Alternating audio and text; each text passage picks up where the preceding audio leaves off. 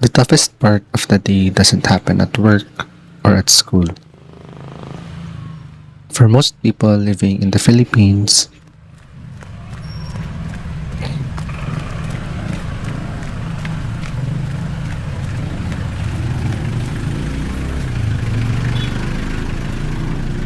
it happens before and it happens on the roads they travel. People around here wake up as early as 5 or 6 a.m. But not because their work or class starts early. The reason behind is to simply avoid missing jeepneys during rush hour. Because during these times, vehicles cannot accommodate the number of passengers. So being ahead of time means less hassle for the commuters. In order to get a good seat, people must intercept the bus before it even heads towards the city. In common cases, some passengers will need to stand in order to accommodate everyone. My name is James, and this is the daily reality of modern Filipino living in Mindanao, Philippines. A story of resilience and concealed frustration.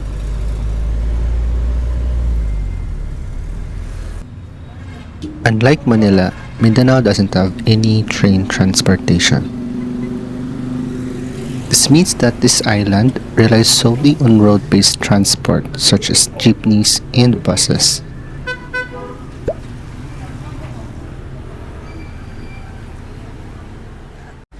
The way the transportation vehicles operates here is slightly different. From what I know, there is no strict time schedule of when transport vehicles operate. This means that during rush hour, you're fighting for a good seat. However, outside that time, you'll have to wait for around 15 minutes without even being sure if another bus is coming. Unlike trains that stop at around 1 to 3 kilometers, passengers can be dropped off every 50 to 200 meters depending on the location. This type of scenario isn't really frowned upon since majority of the people would like to be dropped off at the exact location. But if you think about it, you wouldn't really want to stop every 200 meters as this is very inconvenient on your part. Most of the time, people are often left on their own devices to find a way to go from their house to their destination. This is why people often need to be an hour early just so they can arrive at the exact time. To give you a different perspective, I decided to walk along the road of Tabot, one of the bottleneck roads of the city. Notice that the two lanes are packed with jeepneys and private cars. You can also see how long the lane is. Since we're walking, it doesn't really feel like we're stuck in the traffic. However, if you're inside one of these cars, the whole trip honestly feels like forever.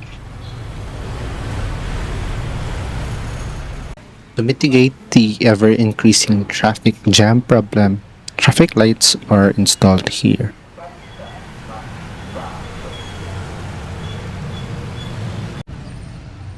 There are several reasons as to why this road is considered bottleneck. The bridge here merges different lanes from 5 lanes to 2, if I'm not mistaken. The area has several universities and schools which adds to the population. More people, more cars. We've traveled quite a long distance already, but as you can see, the line of cars doesn't even stop yet. To be honest, I've seen worse traffic jams. However, it will be frustrating if you have to deal with this every single day. But this is like the reality and the normal day of a commuter here in the city. Sometimes it's preferable to walk since you cover more distance than being inside a vehicle. But this is only applicable if you live in a walking distance to your workplace or school. For most of the people like myself, will have to endure a slow and steady traffic flow. On the other areas, during this time, the traffic is smooth and flowing. Aside from traffic lights, there really is no delay when traveling around these parts. I wanted to visit another area that was supposedly full of people and vehicles. To my surprise, this area wasn't congested at all. However, I think it's a completely different story if it was the 5 p.m. rush hour. I was feeling hungry and I decided to head out to a different location for my breakfast. This was the place of my alma mater in college, but I was surprised that there wasn't a lot of students coming into the university. For my breakfast, I decided to go to Jollibee. Not only do they serve good food, I was already sweating from all the walking, which also means I needed a place to cool myself while I was eating.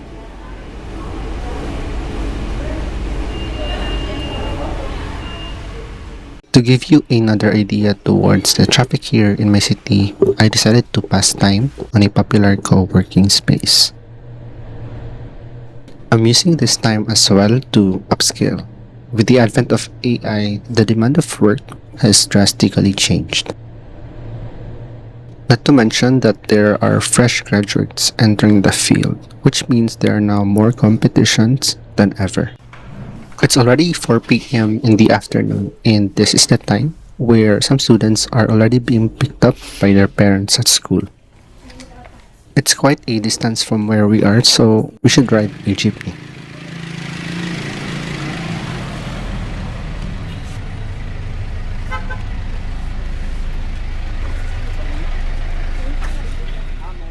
On this place, you can see cars and buses begin to clog the roads. This is the usual scenario you see every afternoon in this area. When I noticed that the traffic was almost not moving at all, I decided to drop off. Which is also a great way to show you a different perspective of the traffic in this area. And as you can see, a long line of vehicles is formed all the way to the end of the road. In my opinion, Mindano's economy is flourishing. Businesses are popping out, malls are being built, and population isn't decreasing. However, the problem is that the roads and transportation are not able to keep up with the progress. Without other affordable options, some people are left to pay for a third-party motorcycle taxi ride, which costs more than the usual fare for the price of saving time. The average commuter here in the city spends a total of around 2 to 4 hours of time just to get in and out of their destination. A time that should be spent properly on family, rest, or other meaningful activities is now spent being stuck on the road. On this place, again, you can see a long line of vehicles across the road.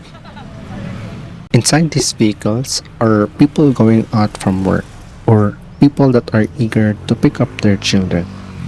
A scenario where our patience is put to another test. Because unfortunately, the system of transportation is not yet able to keep up with the progress we are seeing.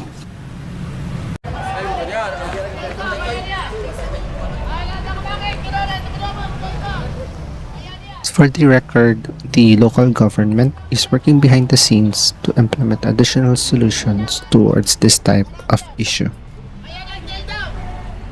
A new coastal road is being completed as we speak. It's a 7-kilometer road that aims to mitigate the traffic on the city's main road.